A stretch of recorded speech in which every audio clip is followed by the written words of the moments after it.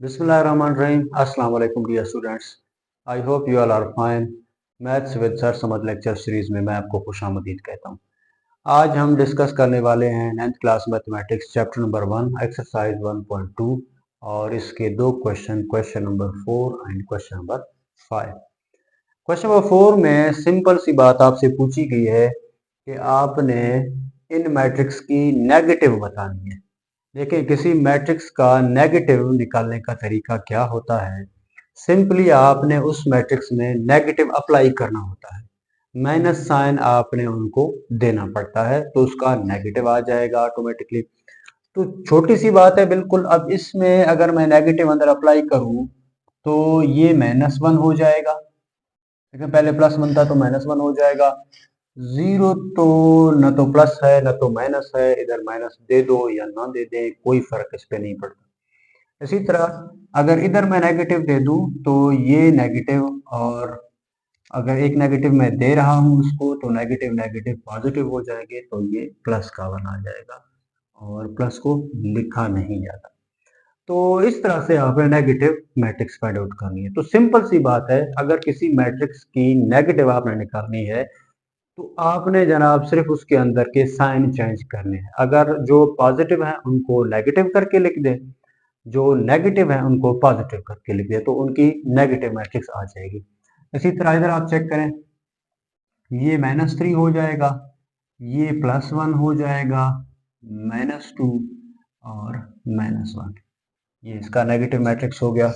इधर आप चेक करें, -2 -6 -3 -2 तमाम के तमाम पॉजिटिव थे और इसका नेगेटिव मैट्रिक्स क्या आएगा, सबके साथ नेगेटिव लगेगा।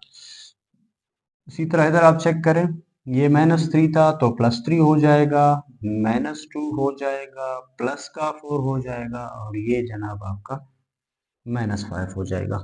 ई मैट्रिक्स चेक करें, -1 +5 -2 एंड -3।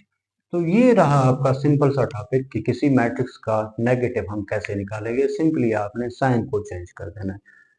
मूव करते हैं क्वेश्चन नंबर 5 की तरफ। क्वेश्चन नंबर 5 में हमने करना क्या है, ये एक नई चीज है। हमने किसी मैट्रिक्स का ट्रांसपोज फाइंड आउट करना है। एक टर्म है जिसको हम ट्रांसपोज कहते हैं। अब किसी मैट्रिक्स को का ट्रांसपोज फाइंड आउट करने का क्या तरीका है। सिंपली आपने एक काम करना है, आपने इसके जो जो मैट्रिक्स होगा आपने उस मैट्रिक्स के रोज को कॉलम में कन्वर्ट कर देना है। दो बातें हैं, या तो रोज को कॉलम में कन्वर्ट करें या कॉलम को रोज में कन्वर्ट करें। इन दोनों कामों से एक काम करें, मतलब या रोज को कॉलम में कन्वर्ट करें या कॉलम को रोज में कन्वर्ट करें। दोनों काम एट अ टाइम नहीं हो सकते। तो इधर चेक करें, इसका ट्रांसपोज क्या होगा। आपने इसके ऊपर एक छोटा सा टी देना है, मतलब ये ए मैट्रिक्स है। अब हम इसका ट्रांसपोज निकाल रहे हैं तो एक के ऊपर छोटा सा टी देंगे। अब हम क्या करेंगे जनाब, इसके रोज को कॉलम में कन्वर्ट करेंगे या हम कॉलम को रोज में कन्वर्ट करेंगे। तो देखें, इसका एक ही कॉलम है तो मैं इस कॉलम को रो में कन्वर्ट कर रहा हूँ, तो रो में लिख रहा हूँ इसको 0 1 2। तो ये इसकी ट्रांसपोज बन गई। इसी तरह आप इसमें चेक करें, बी ट्रांसपोज क्या आ जाएगी इसकी। अब इसकी रो को मैं कॉलम में लिख रहा हूँ। देखिए, एक ही रो है, अब इसको मैं कॉलम में लिखूंगा 5 1 -6। आगे आपने कुछ नहीं करना, एंट्रीज में साइन में कोई चेंजिंग नहीं करनी। आपने सिर्फ और सिर्फ रोज को कॉलम में या कॉलम को रोज में लिखना है। इधर हम चेक करते हैं जी, C इज इक्वल्स टू, एक काम करेंगे, रोज को कॉलम में लिखेंगे या कॉलम को रोज में लिखेंगे। तो मैं ये कर रहा हूँ, रोज को कॉलम में लिख रहा हूँ। ये 1 2 पहला रो है, इसको मैं पहले कॉलम में लिख रहा हूँ। 2 -1 दूसरा रो है, इसको मैं दूसरे कॉलम में लिख रहा हूँ। इसी तरह 3 0 तीसरा रो है, इसको मैं तीसरे कॉलम में लिख रहा हूँ। तो इस तरह से इसका ट्रांसपोज आ गया। इसमें देखें जी, डी का ट्रांसपोज क्या आ जाएगा हमारे पास। इसमें कोई एक काम करते हैं, मैं कॉलम को रोज में लिख रहा हूँ। इस केस में मैं कॉलम को रोज में लिख रहा हूँ, इससे फर्क नहीं पड़ता। तो पहला कॉलम है, इसको मैं पहले रो में लिख रहा हूँ 2 0। इसी तरह दूसरा कॉलम है, इसको मैं दूसरे रो में लिख रहा हूँ 3 5। तो जनाब इस तरह से आपका ट्रांसपोज आ गया।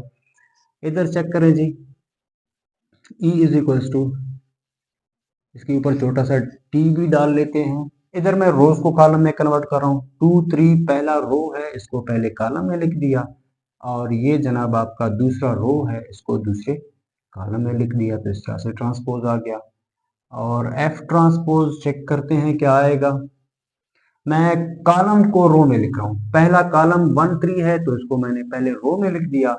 दूसरा कॉलम 2 4 है तो उसको मैंने दूसरे रो में लिख दिया। तो इस तरह से हम ट्रांसपोज फाइंड आउट करते हैं। आई होप सो आप लोगों को नेगेटिव ऑफ मैट्रिक्स और ट्रांसपोज ऑफ मैट्रिक्स समझ में आ गई होगी। मिलते हैं नेक्स्ट वीडियो में, तब तक के लिए इजाज़त दीजिएगा। अगर वीडियो अच्छी लगे तो लाइक करें, अपने दोस्तों में शेयर करें और सब्सक्राइब करना मत भूलें।